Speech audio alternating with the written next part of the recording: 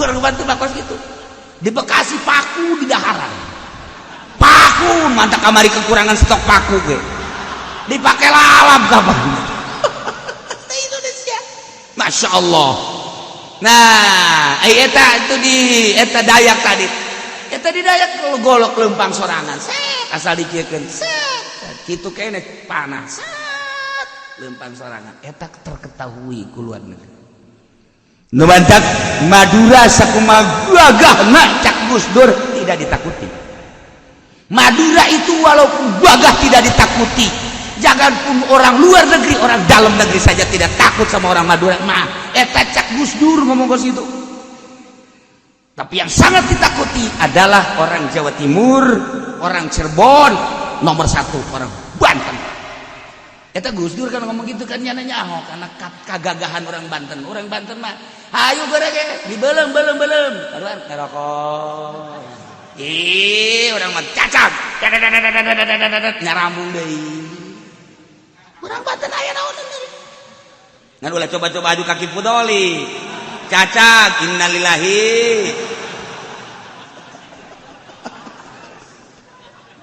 Aduh komo eta mah anu hiji na teu kudu dicacak geus innalillahi. Teu kudu tambah teu kudu dicacak. Karak deuleu dong geus ngaheap.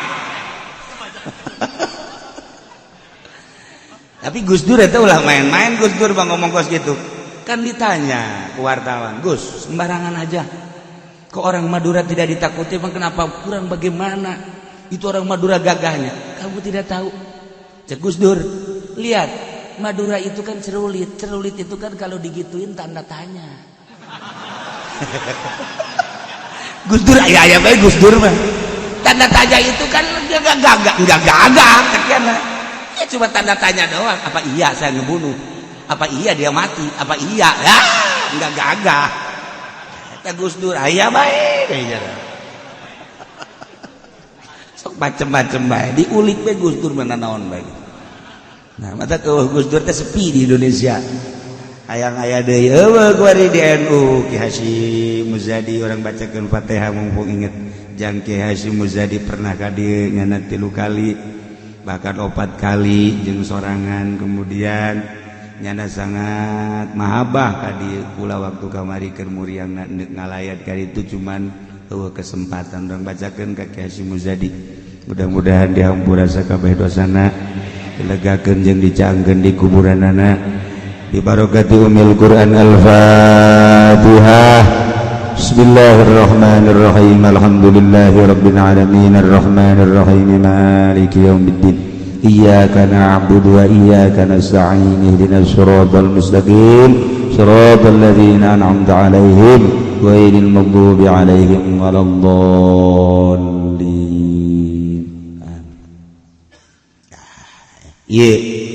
Zaid ngabuluh sekaligus 10 walau qatala jam'an kudu kumaha eta kan dibunuh mah cukup ku saurang apakah saurang kudu ngabunuh kabeh kan ngabunuh mah beneran ku saurang bae ge paeh atuh nu ieu deuk naon artina nah matak cukup bae kutila biwahidin cukup dibunuh ki Zaid ku saurang ai sesana walil baqina diyatu jang nu sasana jang sasana di a'udzu billahi minasy syaithanir rajim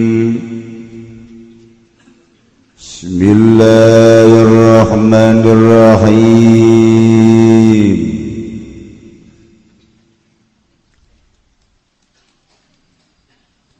fa'alal awali makana tepi ngatasa gaul kang awal la yuqaddal Raden Batain ya walid biwaladihi kalawan sebab mataini kalawan sebab mataini anak kewal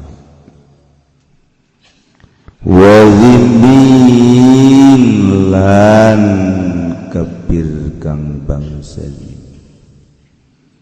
walau mata fadiyatun lan lamun mati ya qati' fadiyatun maka iku dia walau qatala lan lamun mataini ya wong jaman ingwong akeh kutila maka den pateni ya wong biwahidin kalawan kang suwiji walil baqina diyat lan iku tetep kadue kang kari kabeh utawi sakehediat utawi sakehediat walau afa waliyuhu lamun ngahampura sapa waline maqtul bimalin kalawan harta wajaba maka wajib ya mal wasaqatul qisas lan logor opoh kisos wa yuqtalu lan den pateni ya qatil dan kalawan den haddan kalawan den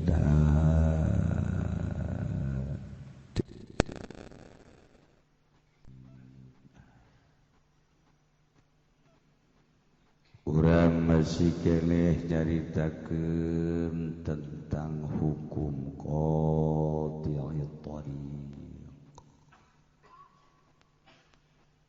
sanksi-sanksi anu ditibakeun ka para garong para begal setelah copet, pamalingan, penggasiran, perkorupsian, beres. Tinggal garong-garong anu ngagunakeun kekuatan tenaga. Di Indonesia mah alhamdulillah copet aya.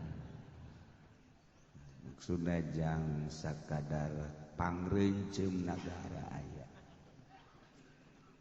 Copet teresep malik teresep deui.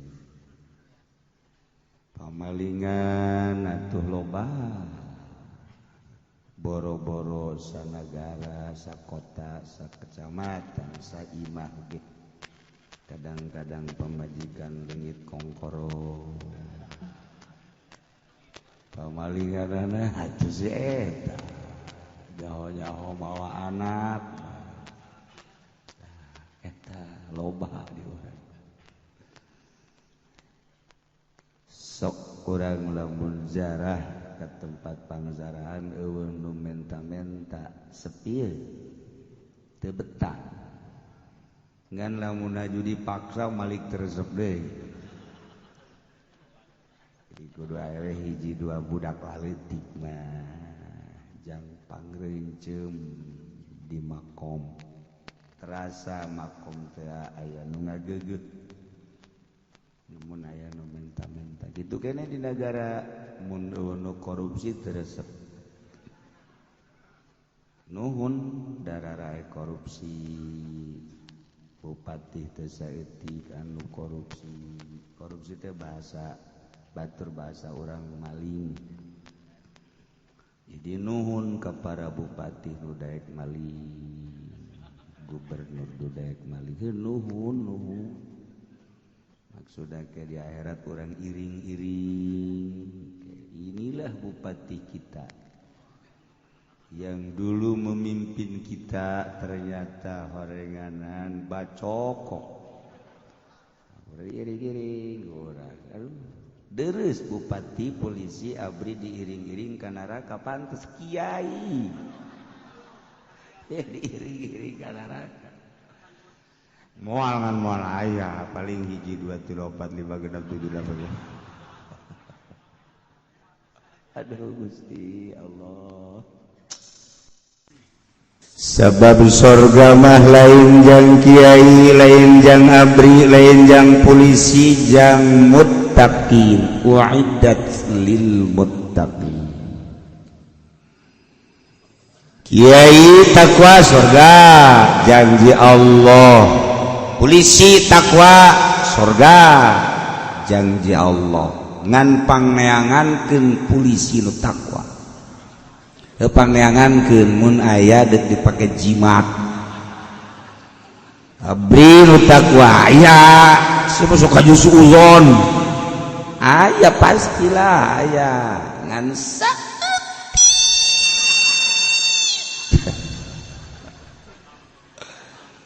abri nu takwa, bupati nu takwa, hues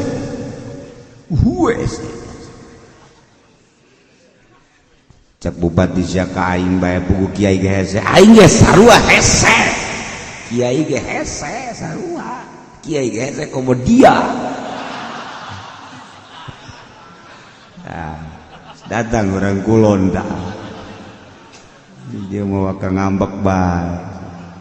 Rombongan ngaing gege tuh kemudian nu jelas mayu urang introspeksi diri lain endek ngabukakeun aib-aib tapi jangan memecahkeun hati urang supaya urang bisa kontrol diri. Jagalah mun di akhirat status urang bupati haju dirantai isin tetah jang introspeksi ka diri.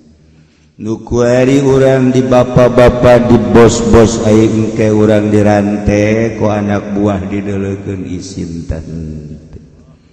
Nu kuari urang di ajengan-ajengan kiai haji dais juta umat 1000 umat sabeheung umat engke urang dirantai pan ai bupati mah misalnya polisi pak ke neraka ya pantes coba Kipudoli kemana mangkading dirantai kan dek nyusul Haji Fendi kan teu bagus.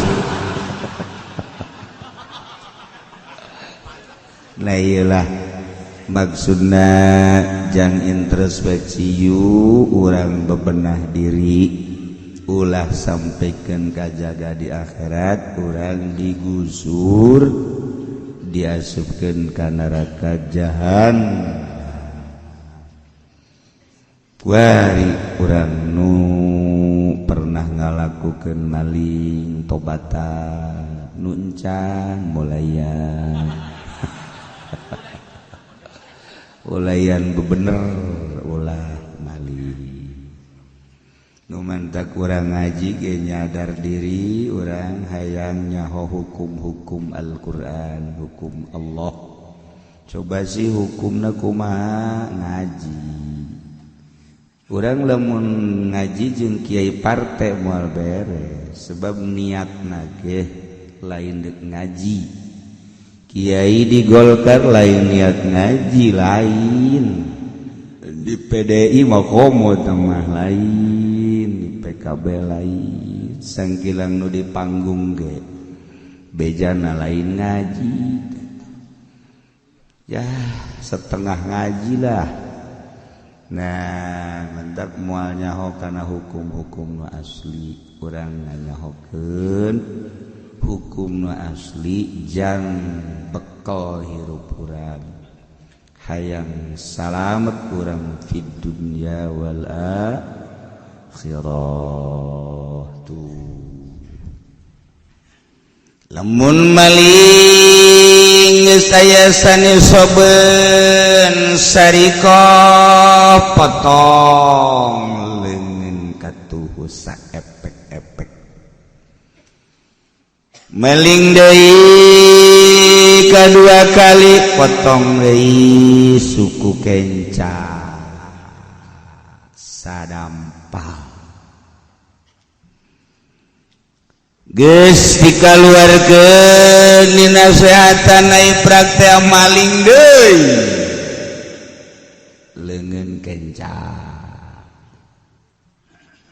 sugan teh mandek eureun maling deui ya suku katu copet pemalingan gasir korupsi seperti etalah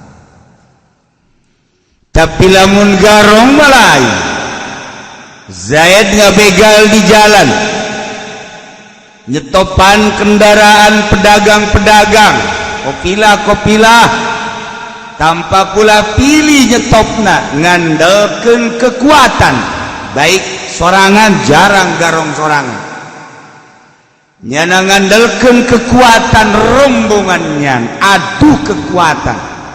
Nah ieu mah lamun beunang ku nagara setelah dicek bener nyana sok ngalakukeun pembegalan seperti eta sangsina sakaligus nyana mah potong leungeun katuhu berikut suku kenca sakaligus lamun nyana masih kene ngagarong kene beunang deui leungeun kenca jeung suku katuhu. Masya Allah lamun sanksi Al-Quran ieu sanksi syara ieu hukum ieu dilakukan di Indonesia asana polisi areueuh leungeunna abri areueuh leungeunna loba bupati eueuh leungeunnan jeung gubernur termasuk kiai kiai sih cenah maling di mana duit sholawat tilok dikaluarkeun kabeh ya teu ala kadar teh batu nah maling bantu di mana babari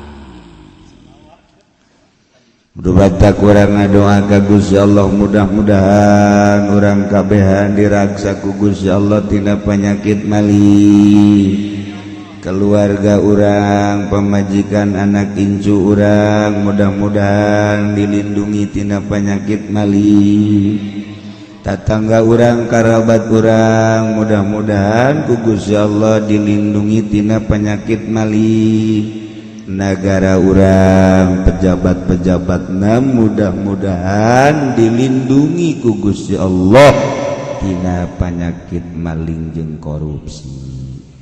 Di akhirat urang salamet kabehan kan ngeunah kiaina bupatina gubernurna kabeh ka salalorga rakyatna kabeh pedagangna pejabatna petani ka sorga beuh manda teuing indahna meureunana ngomong mah kahayang urang geus kitu tak kahayang ya tinggal mudah-mudahan wari lamun aya begal ngahadang di jalan aiheg begitu dihadang teh sajabat ti hartana dibegal dicokot nyawana dibunuh. Masya Allah 2 lipat kabair nya harta dirampasnya nyawa Gusti Allah geus ieu mah meujeuhna boga kalakuan teh nya maling nya ngagarong nya ngabunuh molongpong teh malawang molongpong sama geus halang kamu tinggal lolonjak bae jebu cak urang tapi Allah makan lain kadang di duniana kadeleuna garong orenganan barang maut jadi wali ka sorga di duniana kadeleuna kiai imam mama diajengan-ajengan barang maut teu mawa iman ya neraka ai eta kibar siso ai eta kibal ambin bauro mentak sia ulah bangga urang ku sebab jadi kiai sehingga mengusungkan diri paring urang bersyukur Gusti alhamdulillah abdi dibere ku Gusti titipan ilmu sehingga nyaho ka Gusti tetepkeun Gusti ka nyaho abdi ka Gusti paling urang kitu Nah, tapi kan contoh-contoh seperti eta garong nu ngagarong Tuan Syekh Abdul Qadir sekaligus dari wali kabeh. Deuk kumaha deui teh urusan Allah. Urang deuk kumaha teu sedihna ketika Kangjeng Nabi ngalayat kanu ngurus Kangjeng Nabi. Abdul Muthalib begitu sakarat deuk sakarat Kangjeng kan kadinya. Cak Kangjeng eueuh deui hiji-hijina bahasa nu ku kaula bakal ditulungan jaga di akhirat syahadat. Mang wayahna maca syahadat 2 kalimat syahadat engke ku kaula bakal ditulungan jaga. Abu Jahal sok sembarangan menyaninggalkeun agama nenek moyang urang. Oh lah Muhammad budak kamari teman. Ieu makan agama urang. Neuleuh kakatuhu aya Kangjeng deuk baca 2 kalimat syahadat. Ditoel ku Abu Jahal belah kenca agama karuhun. Neuleuh deui kakatuhu ja bener di jero hate mah agama Muhammad teh. Saendek-endeukeun kan maca 2 kalimat syahadat. Toel ku Abu Jahal diset-set bae nyadep ninggalkeun agama naik manghos teh kumaha 2 kalimat syahadat.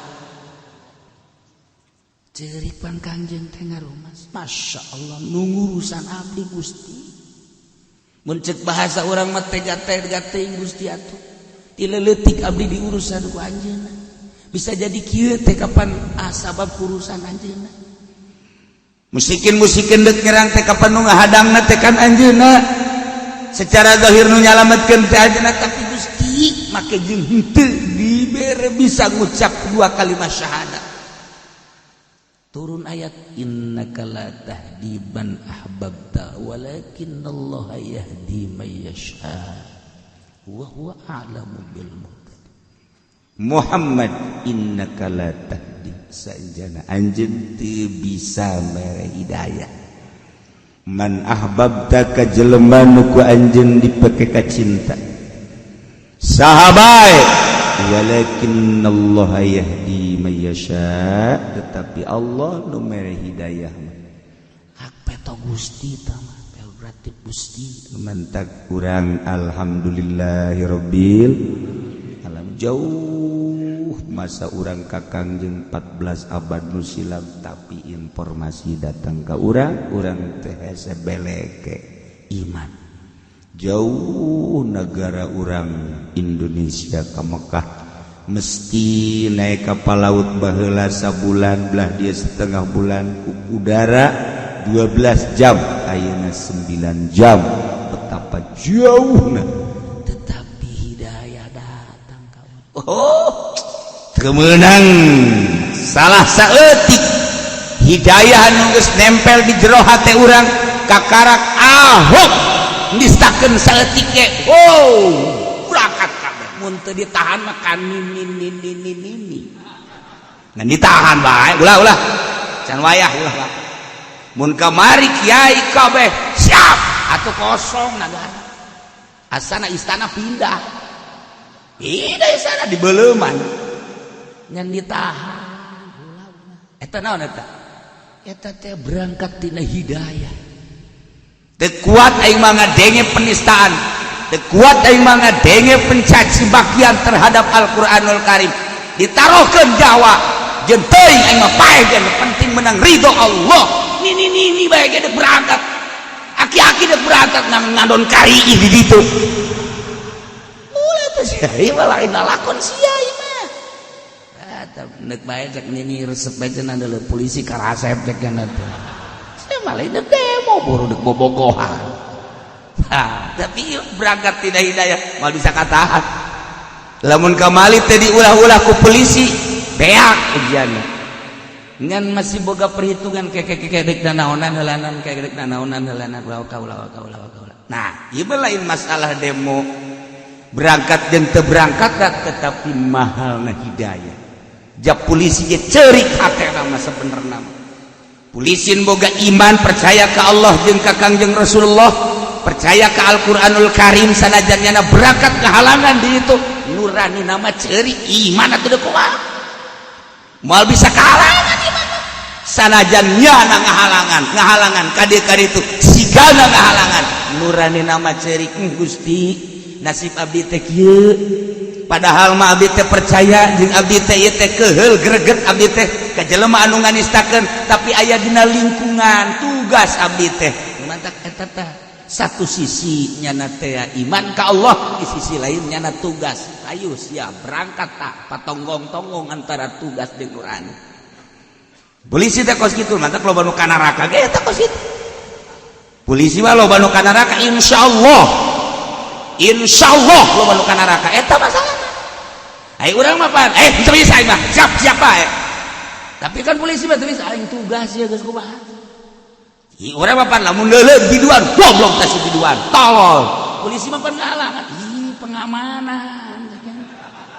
pengamanan ini harus diamankan atuh sia ngamankeun ge ulah leuleug ka ditu atuh enggak bisa dong harus dilihat ini bagaimana muternya kan polisi tapi kan lamun polisi negara acak-acakan dalam negeri kumaha lamun polisi. Tanu batak urang mah geus sakieu bae urang mah nuhun ka Gusti Allah urang kabehan di negara Indonesia masih keneh dilindungi ditangtayungan ku Gusti Allah Subhanahu wa ta'ala. Ke terakhir kakara kukula dicaritakeun jalan ceritana. Ya polisi gitu jauh. Teu jauh jangan tugas. Kamari tah saha anu ngendalikeun abdi saha anu ngendalikeun polisi atuh teu nyaun sarua we polisi dihandap sapira berangkat tahan jangan dijana mah sapira kebodongkol teu jauh saha tah anu ngendalikeun engke bakalna nu kolot mal kaburu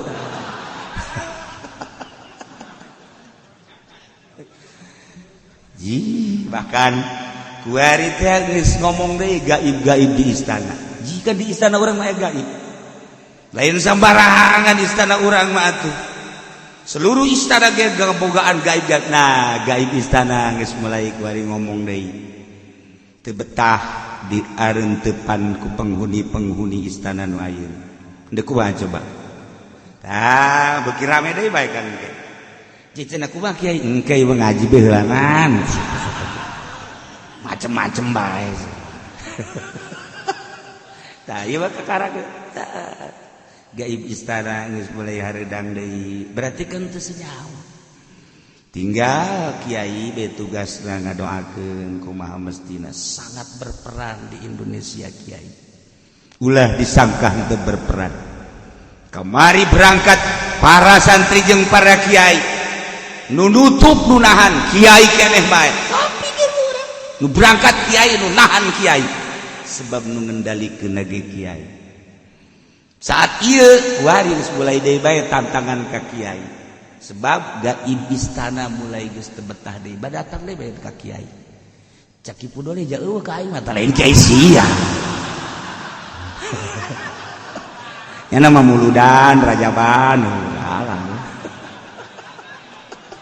maksudna ja eueuh cenah cak kieu engke bae cenah mah nyaho beres iyalah Indonesia teh bisa sembarangan di Indonesia macem-macem di Indonesia nu kukula dicaritakeun Surabaya Jawa Tengah Jawa Barat termasuk Banten duh geus keur kararieu bae dak iradak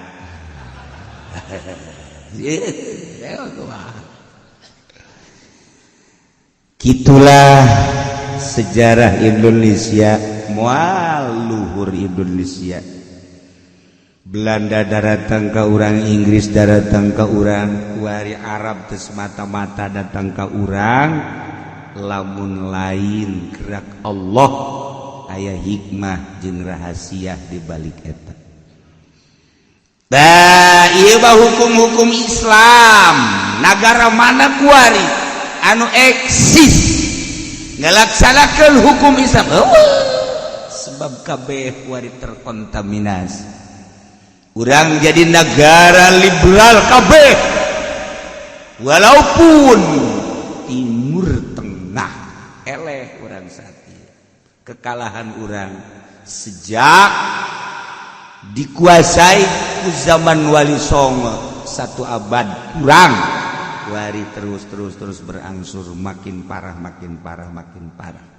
secara praktis di negara eueuh nu ngalaksanakeun hukum Islam secara total walaupun mayoritas bangsana adalah menganut agama Islam model di Indonesia. Masalah nu penting mah urang mah aman, tentrem, bisa usaha, bisa ngalobaan anak, bisa ibadah, kalayan indah tentrem menuju Allah Subhanahu wa taala. Sakitu bae geus tambah negara yang tanggung jawab masing-masing. Kuari Zaid Garong begitu menang mangsa hartana sikat jelemana tembak barang dideuleuh horeng anak Ceki Zaid jadi bersih kholi horeng anak ai dia eta kumaha lamun ieu Zaid beunang ku nagara adili di meja hijau tentang kegarongan ada nyata, tentang pembunuhan ada nyata.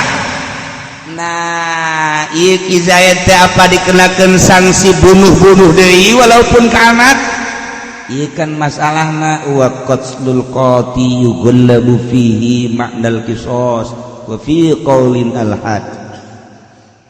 Jadi qati tariq anu ngebunuh yakni begal ieu hukumna dilindihkeun kana hukum qisas. Geus lamun hukum qisas hukum kemanusiaan. Ceuk sakaol hukum had, lamun hukum had hukum Allah. Geus lamun hukum kemanusiaan mah bisa tawar menawar, lamun had mah hukum Allah teu bisa tawar menawar. Hartina lamun memang nuturkeun kana kaul awal fa'al awal atula yuqtalu biwaladihi. Zaid teu kudu dibunuh ku sebab ngabunuh anakna, sebab eta mah urusanna qisas. Geus atuh ku sebab qisas teh bisa dilaksanakeun mulai sadara. Adapun bapak maehan anak, bapak teu kudu dipaehan. Anak maehan bapak, anak teu kudu dipaehan. Itulah qisas mah di luar daripada darah sorangan. Geus atuh lamun Zaid jadi begal, kemudian ngabegal hiji jelema cokot hartana geus puguh tama sangsina sungsang. Kemudian soal pembunuhanana begitu diteliti anakna ceuk nurutkeun kaul awal la yuqtalu biwaladi. Tetapi ceuk kaul kadua mah ieu mah hadurusanana geus kulantaran had atuh tetep kudu dilaksanakeun. Paeh-paehan deui. Tergantung kumaha nerapkeunana engke di sebuah negara. Omong kosong ieu mah di jero-jero ge omong kosong ieu mah. Eueuh pelaksanaan teu aya di urang. Nu mabok sakadar dipanggil terus dibui atau interogasi bui, setelah dibui sebulan 2 bulan sogok keluar deh. Ieu hukum Indonesia. Alhamdulillahirabbil alamin wassalatu wassalamu ala asyrofil anbiya'i wal mursalin. Seperti kos gitu. Terus naon bae ge di urang mah hukum teh bisa dilumerkeun make duit 3 tahun sogok jadilah 1 tahun. Lamun nu boga duit, nu teu boga duit nambahan hukum 3 tahun deh, 7 tahun kepohoan. Masuk gitu lah. Di Indonesia apa sih? Nyanggakeun sadaya-daya. Kanu boga hukum, hakim, jaksa, polisi, ya terutama RI 1 mejeuna jang lelecehan di neraka jahanam. Inggi surat, masya Allah. Lamun engke urang digiring ti kuburan ka mahsyar mangkading kapan eueuh nu make pakaian kabeh amal nutur-nutur urang kabeh eueuh nu neuleuk ka batur ieu ti neuleuk ka diri urang lantaran kabeh mikiran diri sorangan salamat apa henteu salamat apa henteu kumaha ieu pertanyaan nah engke ditangtangankan ku Gusti Allah hei limanil mulkul yaum selalu jadi raja poe ieu anu baheula pernah jadi raja nu baheula di dunia pernah jadi presiden udang bangsa Pak Harto kabur SBY kabur kabeh tantangan ku Gusti Allah limanil mulkul yaum sami jadi raja kuari muncul coba raja-raja ayo mengeng ke di akhirat ini kumaha di penta pertanggung jawab eta kerja di raja nomor hiji RT ge kan raja saya teh digaji henteu di akhirat diseret aduh pagrugi-rugina raja RT lamun teu bener betul RT pendek baju nyana maju bae biasa berapa jumlah cek malaikat warga kamu jumlah warga saya sekitar bangsa ada 500 berapa yang janda janda tua ada 15 janda muda itu mah selalu di rumah saya tepat nyana jawab mainan saya Pak nah iyalah urang bag sudah ke urang bakal ditanya kabehane kullukum ra'in wa kullukum mas'ulun an ra'iyatih kabeh urang pengurus jeung kabeh bakal ditanya tentang pengurusan urang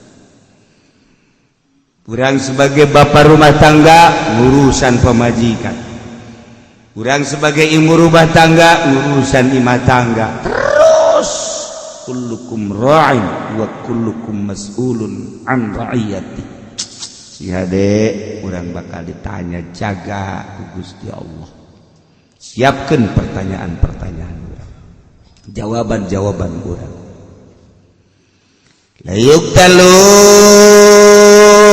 bidimin teu kudu dipaehan qati tarik anu ngabunuh kafir zimi walau mata lamun paeh sikoti Zaid seorang begal kemudian nyana ngebegal dicokot hartana eta jelema tur dibunuh setelah diintegrasi ternyata Zaid melakukan pembegalan di samping mengambil harta juga melakukan pembunuhan berarti Zaid harus dibunuh dengan keputusan hukum sanksi akan dilaksanakan eksekusi pembunuhan terhadap Zaid yang telah melaksanakan pembegalan harta dan nyawa maka Zaid ditentukan hari Sabtu akan dibunuh perbo pae Zaid perbo pae jantung kena wah ieu mah jawara masih kena lemah jantung makanya jawara kumaha mun eleh maen bisa ngagoler di lapaknya nah itu jawara mah teu aya anu lemah jantung gimana lemah jantung parah ieu jawara mah sanajan eleh main tetep bae ayo main jangan mana duitna ulah waka jaritakeun duit main sia masang heula goblok beunang sia jawara kakarak ge takol sia ku aing mal pati-pati aing ngagelar di lamun teu boga duit bubu teu boga duit sia jawara eta ku situ jawara mah tolol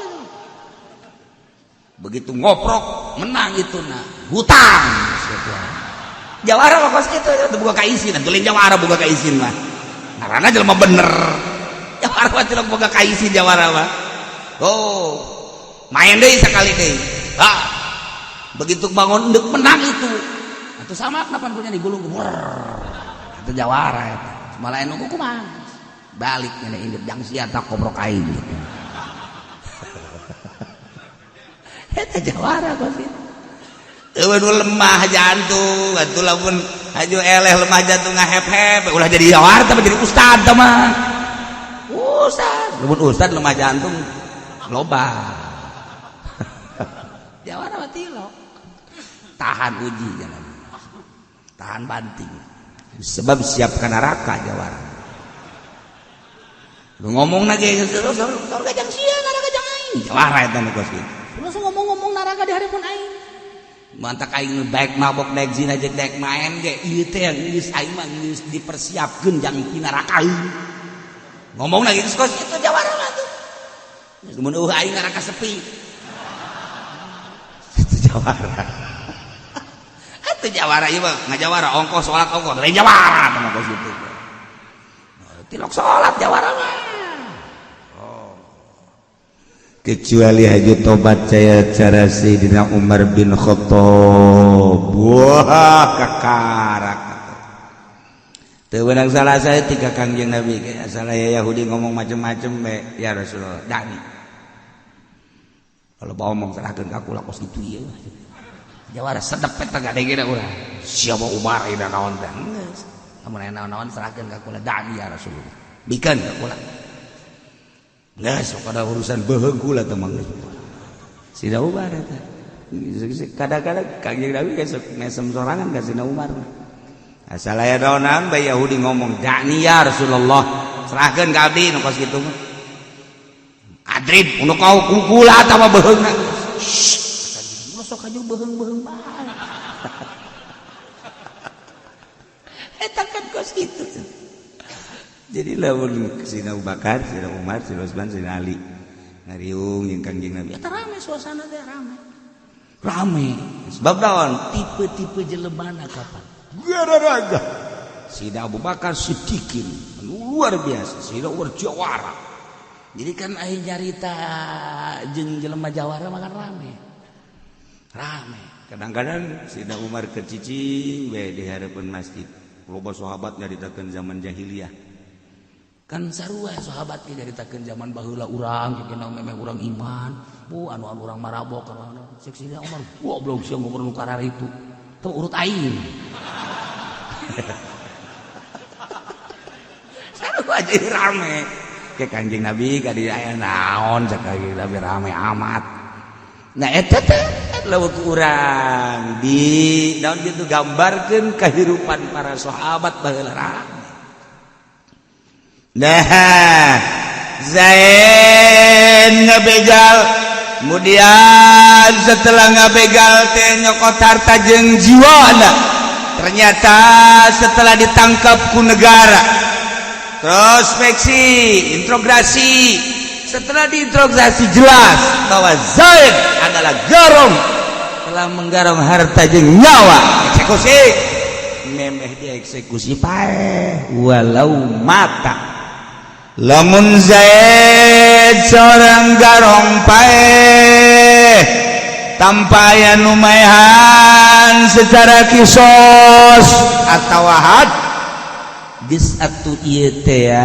fadiyatun alal awal durutkeun ceuk awal kudu mayar diat tina tirkahna sebab nyana maehan seseorang tinggal di deuleu nu dipaehanana jelema merdeka atawa jelema abid lamun merdeka diat lamun abid hargana sabaraha tapi lamun nurutkeun ceuk kedua lantaran nu kadua mahad la syai nah ieu kudu boga ketentuan di negara lamun negara nantukeun lamun kos kitu teh ditetepkeun hukum kisos berarti DPR musyawarah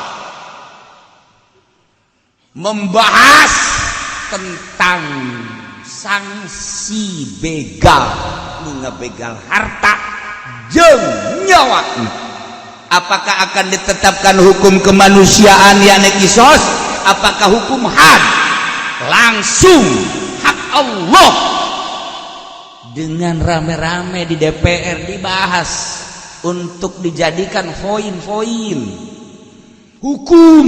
Setelah dibahas ternyata timbul hasil musyawarah pembahasan di sebuah negara, Indonesia misalnya, adalah kisos. Maka lamun Zaid paeh memeh dibuluh kan jana encan di kisos ku negara geus paeh teh heula dia. Lamun memang manehanana di negara ditetapkan hukum had hak Allah, berarti memeh dibunuh paeh teh heula. Lah cek mamang teh puyeng aing mah cenah ngaji kos kieu. Puyeng aing ge puyeng nu manjak mos. Hese keur batu dilaksanakeun. Berarti ngaji kos kieu mah teu kudu didengekeun masalah. Masalah kos kieu mah sebab teu dilaksanakeun.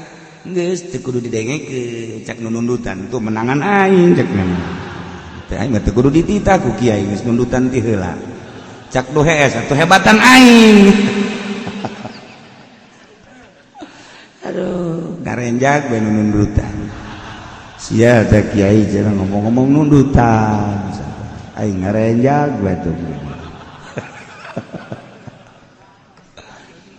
Walau ta'ala zaman lamun Zaid ngabunuhna lobaan. Aya 10 dibunuh kabeh ku Ki Zaid. Dibegal, adu kekuatan. Ya, Ki Zaid batu, besi boga, Cimande boga, Cikaret boga. Cimande, Cikaret, Ciledug boga. Gus bangsa cician gitu. Ai Cilogok bagus leuwih heula aja mah. Permainan geus dikuasai ku Ki Zaid kabeh. Di samping permainan zahir, permainan batin. Disintrek ti dieu ngejungkal diri itu. Jawara eta pahara jasa. Ya Allah, ya Rabbi diurang kan loba kene diurang. Emang diurang teu loba.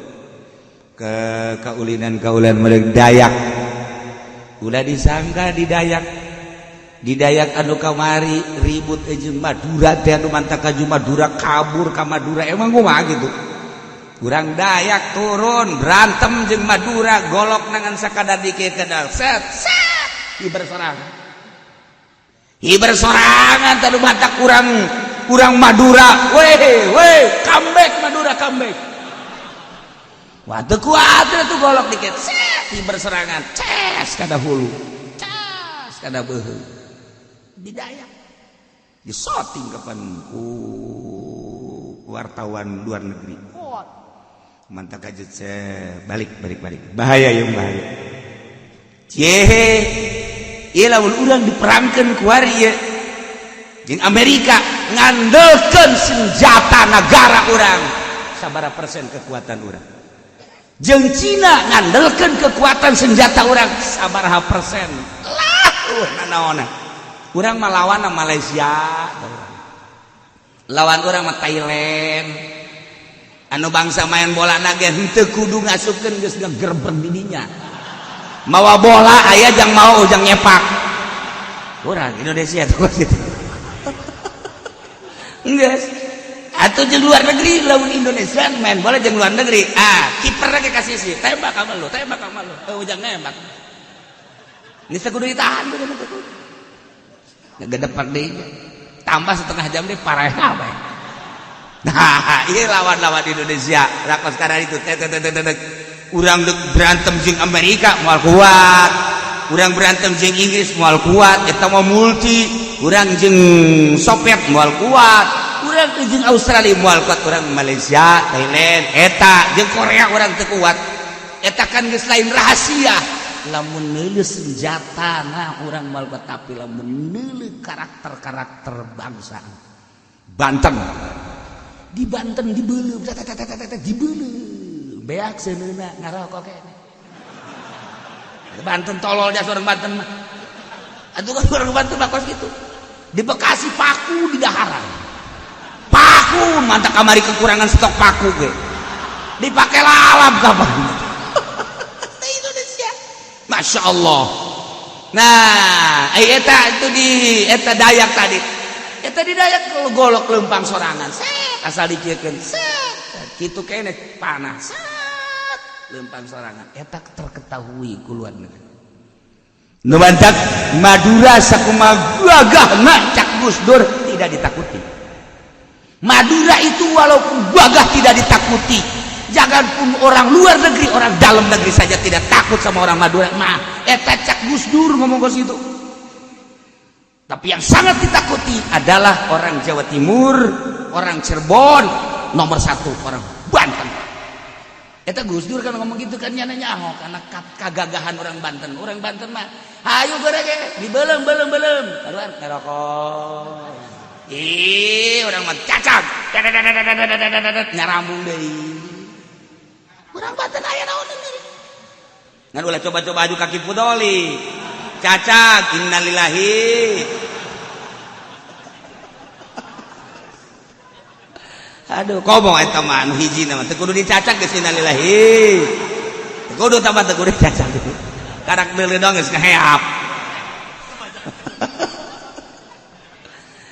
Tapi Gus Dur eta ulah main-main Gus Dur bang ngomong kos gitu. Kan ditanya ke wartawan, Gus, sembarangan aja. Kok orang Madura tidak ditakuti, bang kenapa kurang bagaimana? Itu orang Madura gagahnya. Kamu tidak tahu. Cek Gus Dur, lihat Madura itu kan cerulit. Cerulit itu kan kalau digituin tanda tanya. Gus Dur ayah baik Gus Dur mah. Tanda tanya itu kan enggak gagah sekian. Ya cuma tanda tanya doang. Apa iya saya ngebunuh? Apa iya dia mati? Apa iya? Ya, enggak gagah. Kata Gus Dur ayah baik aja. Sok macem-macem baik. Diulik baik Gus Dur mana naon baik. Nah, mata tuh Gus Dur teh sepi di Indonesia. Hayang-aya deui eueuh kuari di NU Ki Hasyim Muzadi orang bacakeun Fatihah mumpung inget jang Ki Hasyim Muzadi pernah ka dieu nyana 3 kali bahkan 4 kali jeung sorangan kemudian nyana sangat mahabah ka dieu kula waktu kamari keur muriang ngalayat ka ditu cuman eueuh kesempatan urang bacakeun ka Ki Hasyim Muzadi mudah-mudahan dihampura sakabeh dosana dilegakeun jeung dicaangkeun di kuburanana bi barakati umil Quran al-Fatihah. Bismillahirrahmanirrahim. Alhamdulillahirabbil alamin arrahmanir rahim maliki yaumiddin. Iyyaka na'budu wa iyyaka nasta'in ihdinas siratal mustaqim siratal ladzina an'amta 'alaihim ghairil maghdubi 'alaihim waladdallin.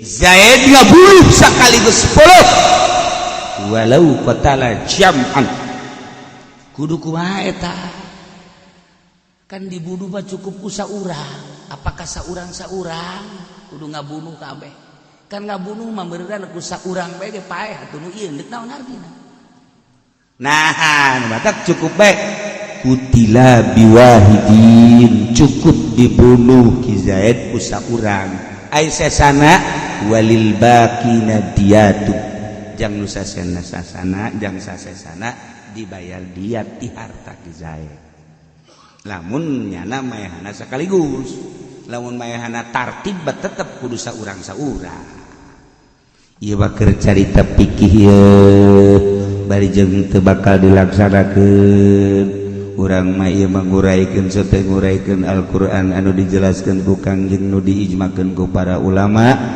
urang mangan zakadar ngaji ganjaran jadi laksanakeun mah henteu walau afa wallahu a'lam.